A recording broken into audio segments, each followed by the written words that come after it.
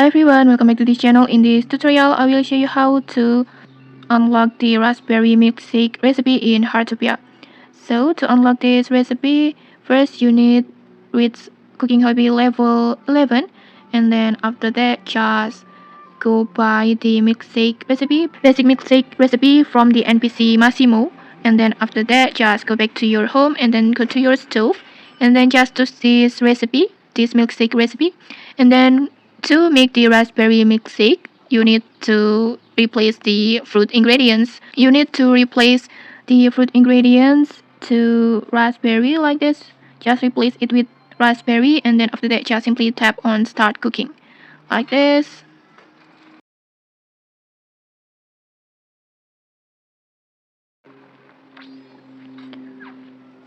And like this, you can see it, you can successfully unlock the raspberry milkshake. And the recipe will be added to your collections automatically like this. Like this, you can see it. The appearance, it looks so cute.